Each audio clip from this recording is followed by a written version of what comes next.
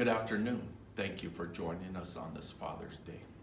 I hope you stay with us for our Sunday service as we talk about how important it is when we go into battles, trials, and challenges that we know that our Heavenly Father loves us. And earthly fathers, that we can show the same example that our Heavenly Father has in putting into people the importance of love and showing that love to the people that we love. I hope you have a good day and stay with us.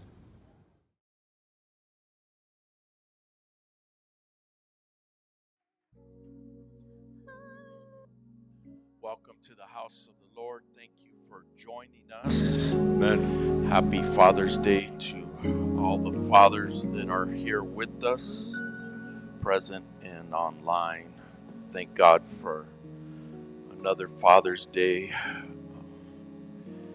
He's been good to our lives. I know that many times we don't understand what He's doing, but as the song says, He is perfect in all of His ways.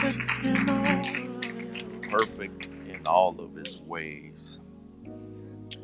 We're going to go into area, the book of Genesis, that you hear me touch now and then, but we find it in Genesis chapter 37, starting with the 3rd verse. It reads, "Now Israel, or Jacob, he loved Joseph more than all his children, because he was the son of his old age, and he made him a coat of many colors. And when his brethren saw that their father loved him more than all his brethren, they hated him, and they could not speak peaceably unto him." Since we started doing the recording and being on different platforms, I have found myself watching a lot of YouTube. I used to pretty much use YouTube for tutorials to learn things.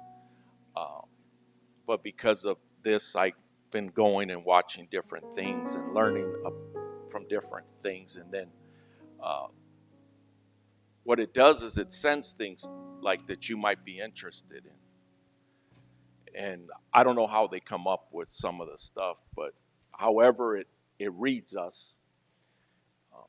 But for about the last month, for some reason, I've been getting videos about Dale Earnhardt Jr., and I don't know where that comes from because it's not like I did a search for any of that. And because of it, I started hitting some of the videos. And I'm familiar with him and a little bit of the history prior to this, but I'm sure most of you know he's a junior, and his dad is Dale Earnhardt Sr., who was called Intimidator because he was intimidating on the racetrack and off the racetrack. And some of you might remember when he died in one of the Daytona 500s. I believe it was in 2001. He hit the wall and ended up killing him. They changed the walls literally. They changed the restraining. They changed all these things because of the death. But I didn't realize that Dale Earnhardt Sr., his father, Dale Earnhardt Jr.'s grandfather, was a legendary race car driver. So their name was already known before the other two came into the scene. And so it was a family thing. And Junior, him and his mother and his father, they divorced, and he lived with his mother, and their house burned down when he was 6 years old, and they lost everything. So he had to move in with his father. So he moved into his father's house, And at this time, when he was 6, his dad was an up-and-coming race car driver, which means he was gone on the weekends. He was out traveling and racing.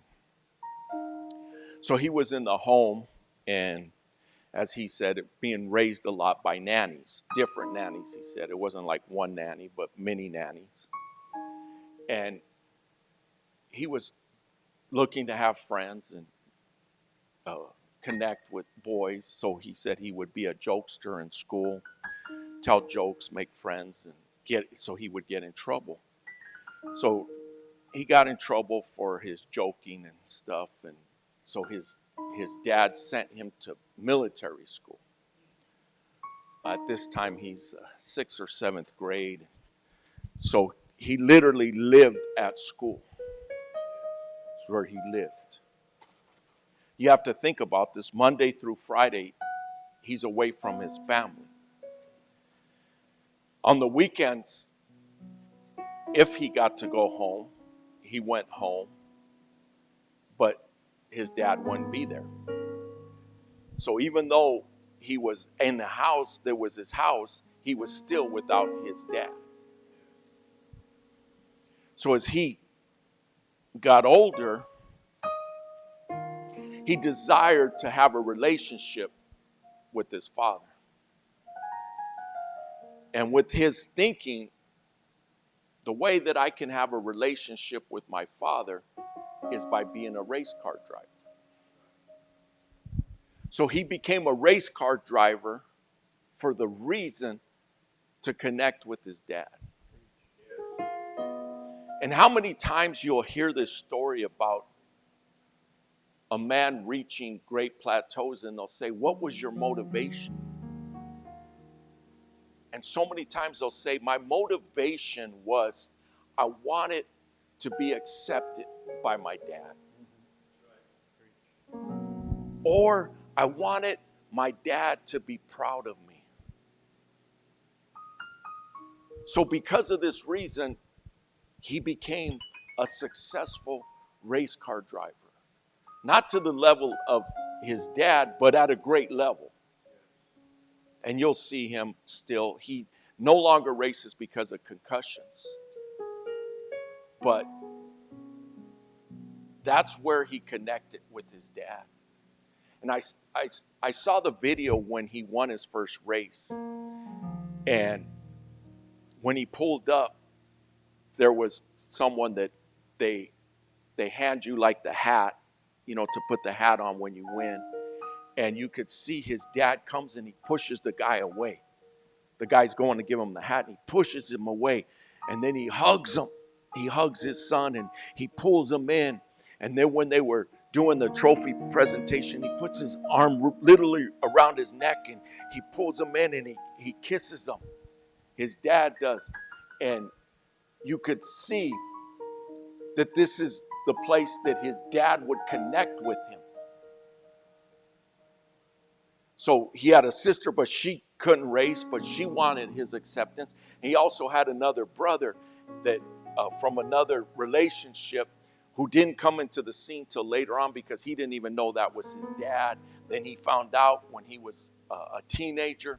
And then he came and the three of them are jockeying for their dad's acceptance. And their dad is worldwide known and has all these things going on. But the only way he could connect was through this race car. Now his dad's no longer here, and he collects memorabilia from his dad. There's a lot of other history because his dad got remarried, and that wife got everything, and they had all this split because of it. But he still looks and desires to have a connection to his dad, and still happens to be with race cars.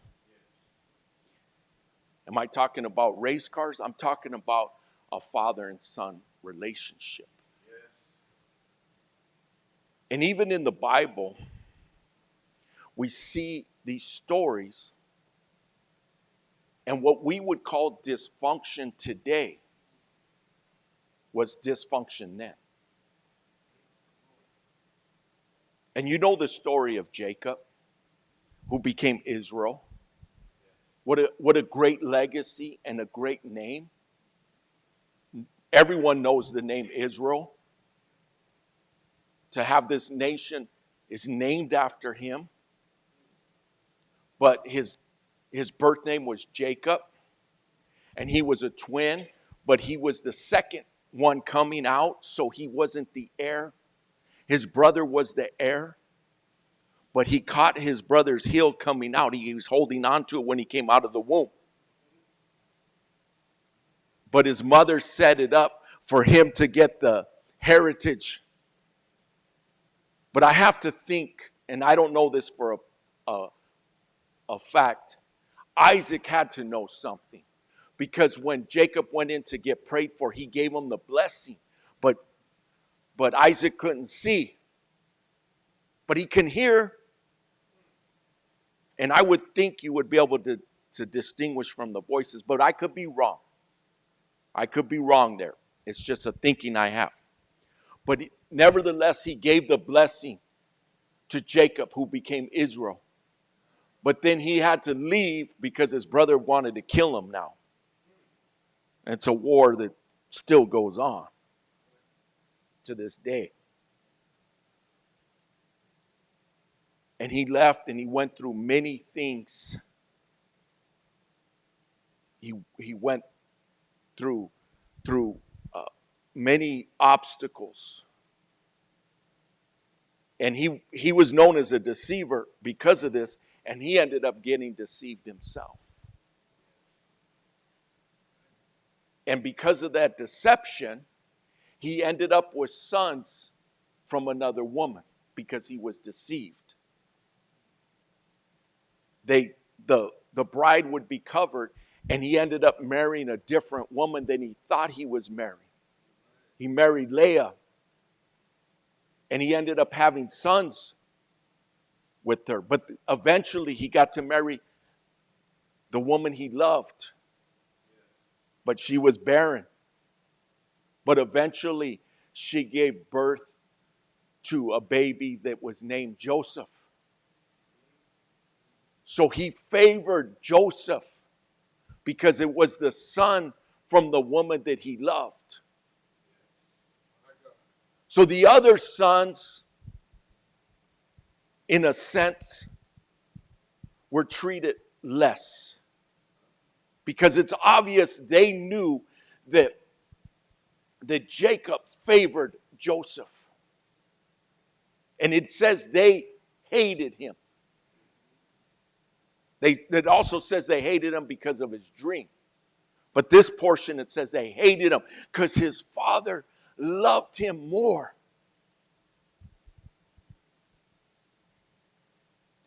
So because of Joseph's love that he received from his father, it equipped him. It equipped him. Because Joseph became a great man. He's one of the few men in the Bible. One of the few men in the Bible that we don't see him misstepping. Some people will challenge me on this one. Now, the Bible talks about a man named Enoch. But we know very little about Enoch. So there's not as many chapters dedicated, no chapters, just small scriptures. But it says that Enoch walked with God. But we can't compare Enoch because we don't have the history on him. The other one is Job that people will bring up and say, Job. But what did Job do? He cursed the day he was born. And you remember when the Lord spoke to him, it shows us part of the Lord's character. Oh, you know everything, Job. Oh, you know the dimensions of the universe. Oh, you're the one that told the ocean where to stop at the shore. So don't think the Lord doesn't speak sarcasm, because he does. Because we see it in the Word. I know some people don't like sarcasm. But I'm fluent in sarcasm. Some of you didn't catch that. I encourage you to learn sarcasm. It's to your benefit. Now, I don't believe in sarcasm and attacking people's character or using it that way. That's not what I mean. But Joseph was a man that we don't see him misstepping. And I'm just bringing up Job and Enoch because Moses is a great man. He committed murder. King David, a great man, committed murder. We know the stories. We can go down right from the start. Adam ate of the forbidden fruit. But we don't see this in the life of Joseph. He was sold as a slave. He became a slave. He was falsely accused and got thrown into prison. And through all these things, he held on. He held on to his relationship with the Lord. Ended up being the second most powerful man on earth. He went from the outhouse to the penthouse. Yeah, in one move. But what I believe is what we read there. His father loved him. And he gave him a coat of many colors. And that coat of many colors is telling you, this is who you are. So it's so important for us to know that our Father loves us and to know who we are. And that's what I believe made a difference in Joseph's life. Because of that, it instilled something in him. The reverse with his brothers that we see the contrast. They viewed it as their father loving them less. And they hated their brother and even told their father that he got killed. And that alone could have took their father's life. They did redeem it, but it took a long time and a lot of lessons for those brothers to learn. It's a beautiful story how Joseph tested them. He gave them a test because he had another brother. Joseph did, a full brother named Benjamin. Give me Benjamin and you will be free. They didn't know it was their brother. And they said no.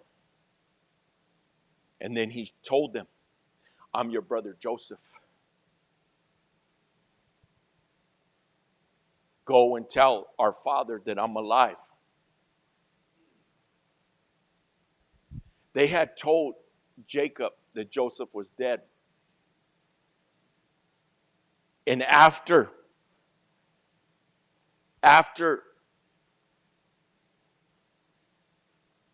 Jacob heard that Israel heard he was still alive.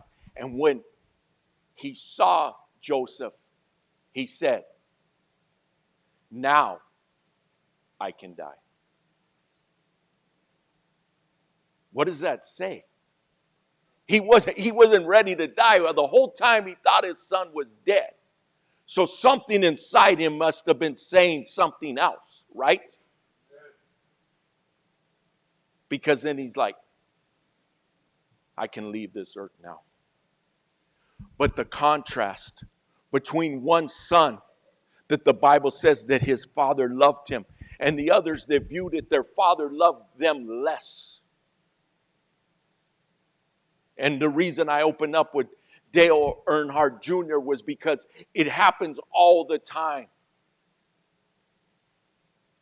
that both boys and girls look for that love and acceptance. And some of you know what it's like to be Joseph. But some of you know what it's like to be Joseph's brothers. Or maybe not even Joseph's brothers, but an orphan. or a stepchild. I'll say this before we continue. Be sensitive to children if they're your DNA or not your DNA. Because you can be that father figure, if the men, to somebody that can make all the difference in their life without them being your DNA. But you can also damage somebody by mistreating them and not knowing what you can put into that child. That they question the love and they question their identity. And what I mean by identity, I'm talking about who we are, what defines us as people. It's part of what gives us confidence, or the facade of confidence, arrogance. The facade of confidence is disguising it as arrogance. They're opposite. They're polar opposites. Confidence and arrogance are not the same thing. People will misunderstand that. Being confident is knowing who you are and not allowing people's thoughts to control who you are. Being arrogant is like, I don't care who I am inside. I care who people think I am. It's not the same thing. Confidence, it's who you are that matters, not who people think you are. But we can make a difference in children's life on a good way or not good way. And I don't think that Jacob was out to hurt those other boys. I don't think that was his intentions. It's just that he had gone through so much, and Joseph was part of his reward to himself. And the other sons came in the midst of when their dad wasn't retired. Their dad was at work all the time, racing cars all the time. Joseph got to experience an older man that was more seasoned and more mature and more sensitive, because that's what happens. As you get older, you should. You become more seasoned. You become more sensitive. I say this as a pastor. I see many pastors, they pastor a church like a father would pastor a church. And before I was a grandfather and I was a young man, I had already said this. I don't want to pastor this church like a father. I want to pastor this church like a grandfather. Why? Because a grandfather is more patient. A grandfather is more sensitive. A grandfather stops and smells the roses. Where the father is, hey, did you do your chores? Did you get your homework done? You're grounded. Give me your car keys. Does that sound like a father or a grandfather? What kind of pastor you want me to be? See, some people may tempt me to be like the father one. Did you do your chores around this church? Some of you might like me to do that.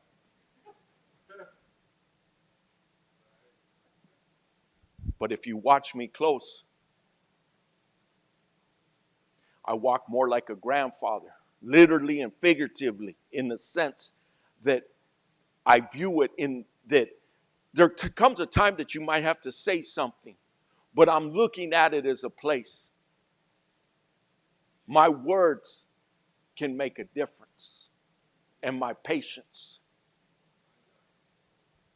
But at the same time, I don't want the children doing nothing but eating candy and watching videos, right? And I'm talking about all of us. But I still want to be seasoned and mature and sensitive. But this is where Jacob had come to this place. And I imagine he had a lot of regrets. And I imagine he may have had the thoughts, if I could do this differently. If I could do this another way. This is how I would do it. But to look at it from a different perspective,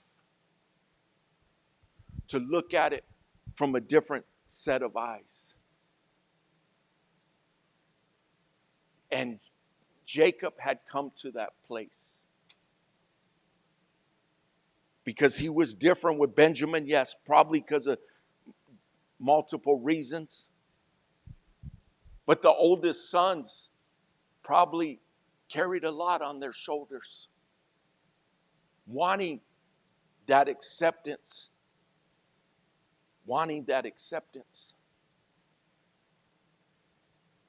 There was 4 mothers in the picture, not 2. There was 4. There's a lot of dynamics going on there. So them sons, there was some struggle there, which we know they hated their brother because of it. To the point they sold him. Took that coat, tore it up, covered it in blood, told their dad he's dead. Think about that.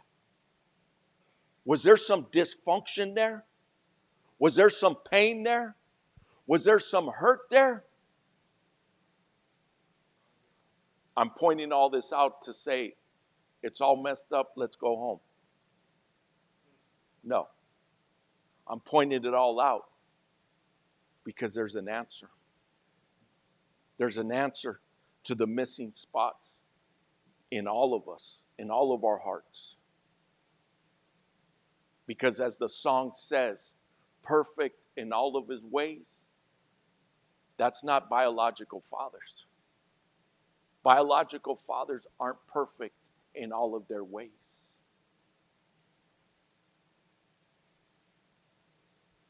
And we can look and point out mistakes. I remember my son Devin, he's probably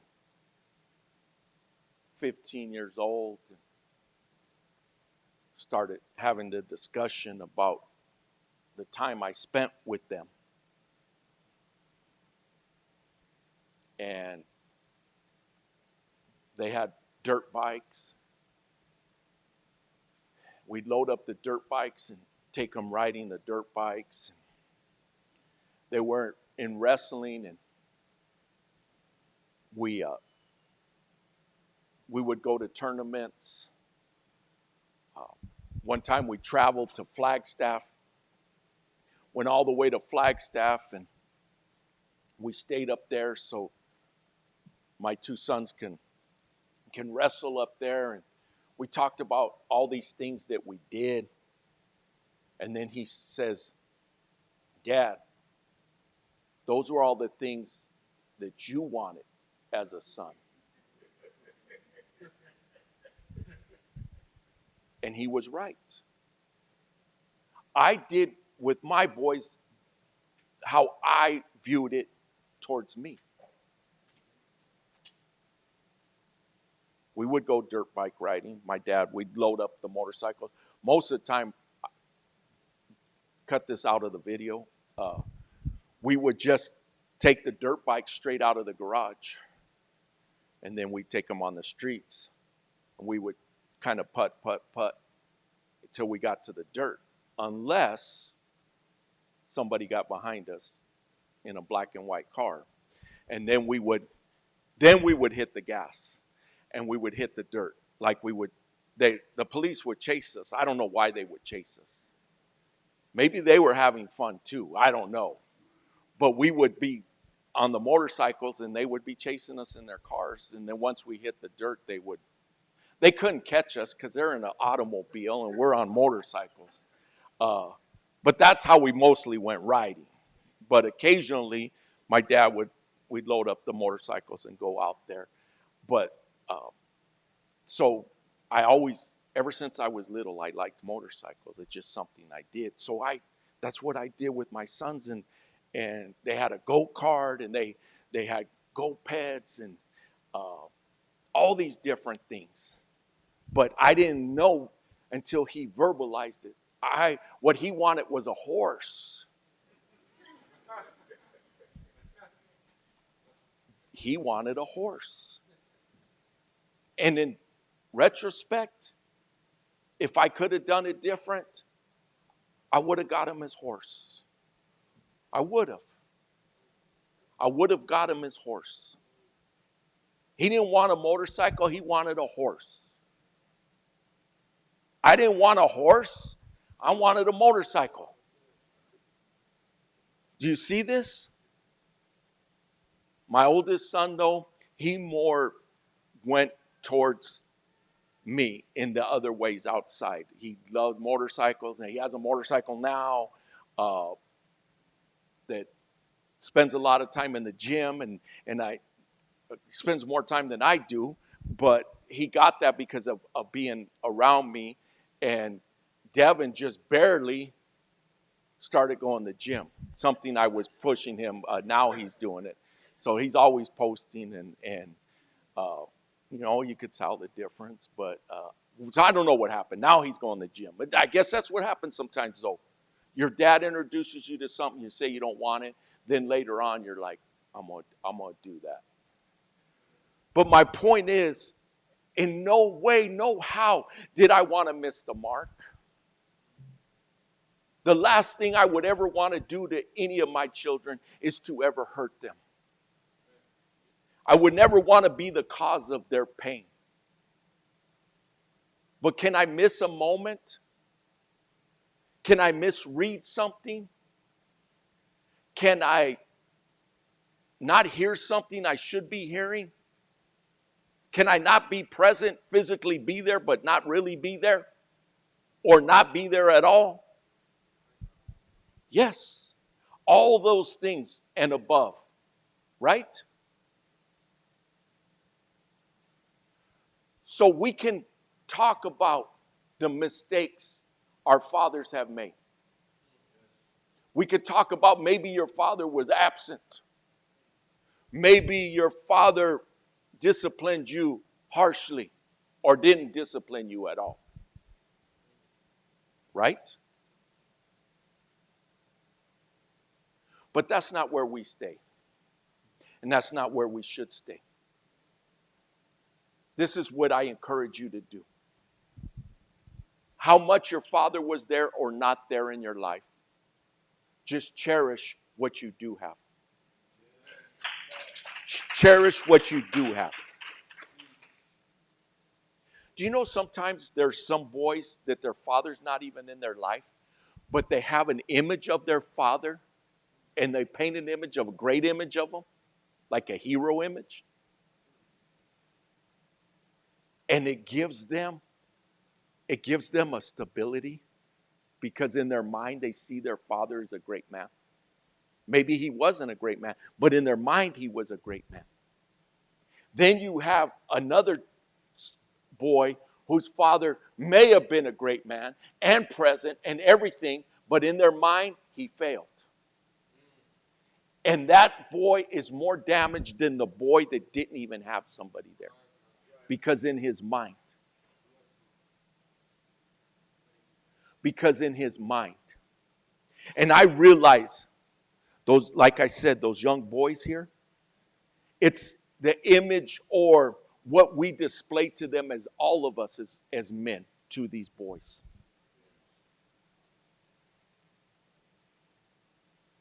Because some men that don't have to be your father, they're just a authority in your life, will intentionally try and hurt you, try and damage you.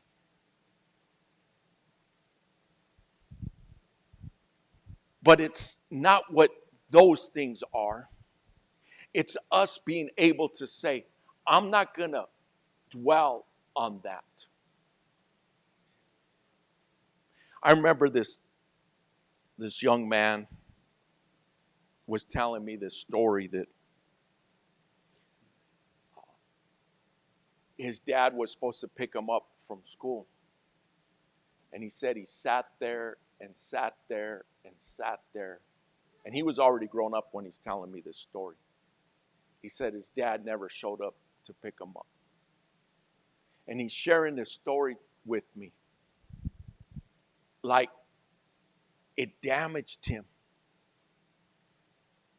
Because his dad didn't show up. He let him down. He made a commitment he didn't keep. What I say to that, this can be true. But it doesn't mean we have to stay there. It doesn't mean we have to dwell on that.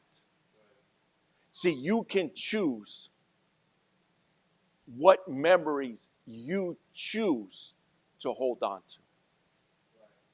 I'm going to say that. You can choose what memories you decide to hold on to. Devin now will tell me, he'll be, Dad, you were a good dad to us. You were there for us. He says, I have no complaints. You gave us a good life. That's what Devin will tell me. He'll verbalize that to me. But in his mind, he has decided to hold on to the good memories. Yes. Not to hold on to missteps and mistakes, that the challenges that happen in our family. And it can make all the difference in his life. The beautiful thing is this, though. Our Heavenly Father is perfect in all of his ways. He has never left you. He has never forsaken you. He has never deserted you. He has never abused you.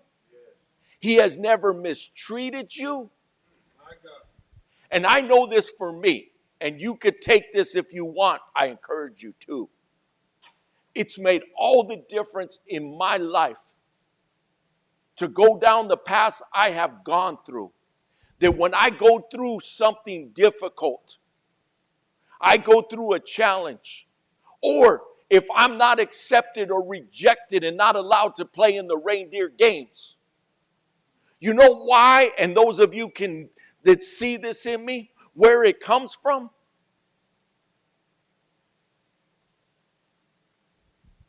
Some people won't understand.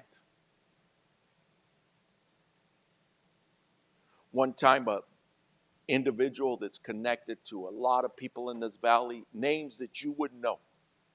All of you would know the names of these people. Well-known, wealthy people. He met me, and he looks at me, and he says, "You're the most confident person I have ever met."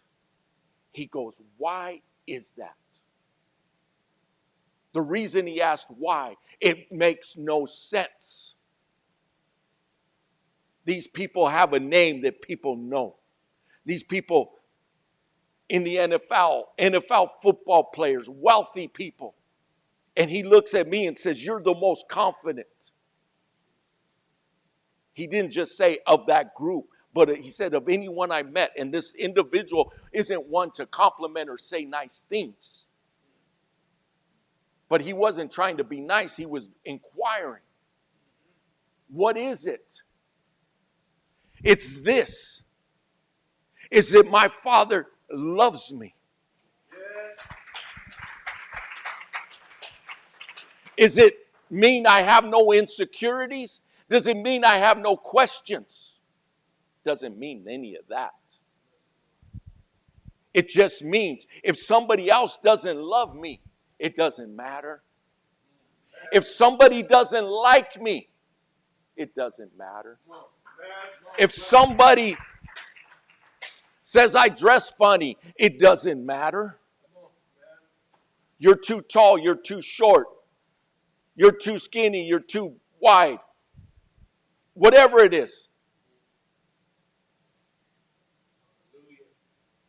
You think anyone's ever told me my hair's gray? Why would somebody need to tell me that? Right? Let's just think about it though, right? Your hair is gray. Whoa, do you think I don't know that? You know what that is? It's like you shouldn't be able to own that. You should be insecure about that. That's what that really means. When someone points out something in your life in the physical realm, you already know. When someone points it out, they're trying to say, I'm breaking you down. Do you understand that? Let's say you walk with a limp. Someone says you walk with a limp. Like you don't know you walk with a limp. So what they're trying to say is it's a flaw. It's an imperfection. That's what they really mean. It's what they really mean. But to me, if someone has a problem with it, it's their problem. So whatever it is, if you own it, people have they have no choice, but they're going to have to accept it. But if you don't own it and you are self-conscious of something, everyone else will smell that out. And those people that want to break you down will use it to break you down. I don't know where I learned this, but as a boy growing up, I wouldn't let the other boys know what buttons to push. And if they happen to push a button that can get a reaction, I wouldn't react. I don't like rats. I mean literal rats. I don't like rats. But where we worked, the rats would get into the material, and they would come from Texas. Semi-trucks, like hundreds of them, of material. And the rats would get in there, and then they would travel here to Phoenix, and then they'd unload them. The rats would be in there. So the guys used to catch the rats and then go set up the other guys. Like put it somewhere like where your lunch is or just something like that, right? Well, I never reacted. So they never did it to me. So I would just act like, when they would say, hey, come here. Like one time they had a whole bucket of them, like a 5-gallon bucket. Yeah, I know. But they weren't telling me like to gross me out. They were telling me like, watch this. I didn't know what it was. They're like, hey, come here. 5-gallon bucket. Guess what I did? Oh, wow. But inside, ugh. But do you see, I wouldn't let them know. The other thing is, when people try and give you a nickname you don't want? And you say this, don't call me that. Guess what you just did? You tattooed it on yourself. When you tell younger people, don't call me that, you just labeled your name. What you do is act like it didn't bother you and it won't stick.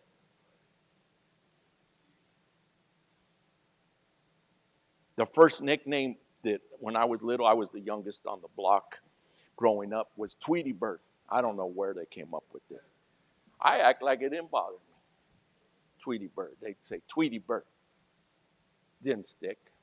They probably don't even remember.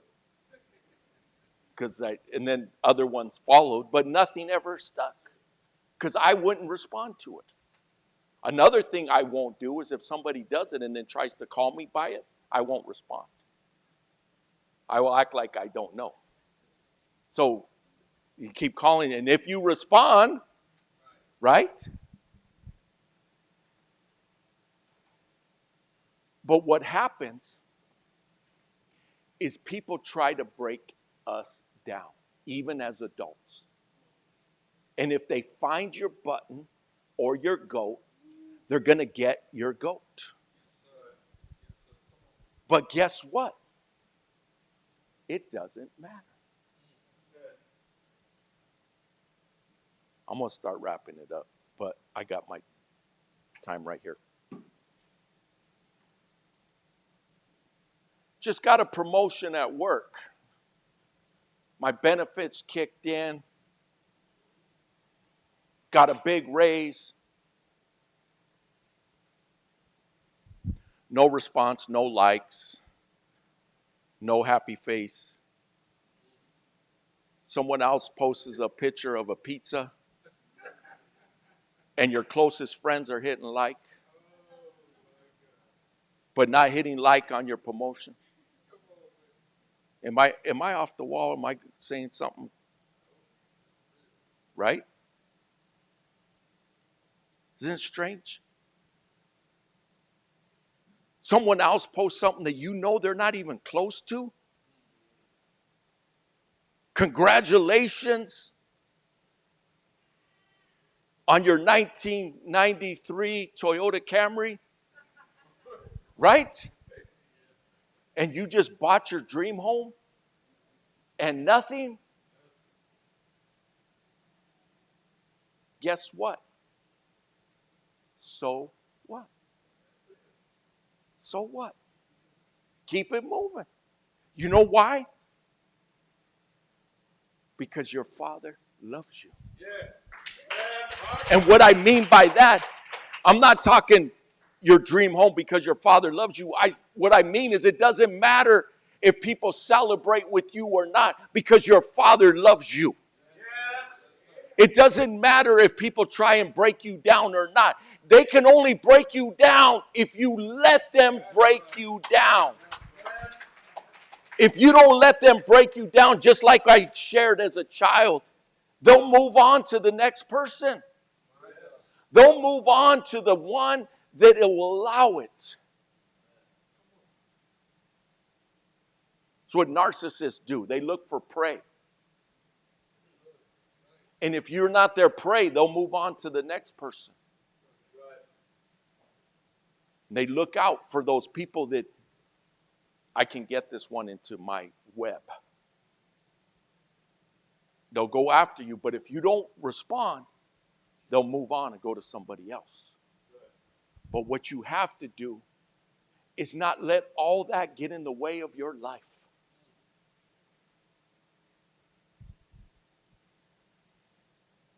God did not make a mistake with you. You're not a stepchild. You're not a second child. You're not a lesser child. You're His child. And He loves you. He loves you completely. He loves you wholly. What I mean is wholly, complete. Yes, He is holy, but whole this way. And whatever you're going through, whatever you're going to go through, or whatever you have gone through, He didn't miss the mark with you. And if your biological father has been there for you and has been good to you, just count that another blessing in your life. But if He hasn't, you don't want to use that as a reason to do the wrong thing. Because you can. People will. It's my crutch. Nobody knows the trouble I see. You don't know how I was treated when I was being raised. Do you have a story? Guess what? We all have a story. We all have a story. You've been hurt. We've all been hurt in one form or another. As I finished, and the team comes up. Being the youngest of 3 boys, it's just the way it is in life. The oldest, when they come, they're the only one there. So they can get more attention. It's the way it is. Another one comes, it changes. Then another one comes, it changes again. What number are you, Minister J. Mac? Number 5 of how many? Could you see that? He's number 5 of 10. What do we call that? The middle child. Right? Right? I have never heard this, but I say this because it happens.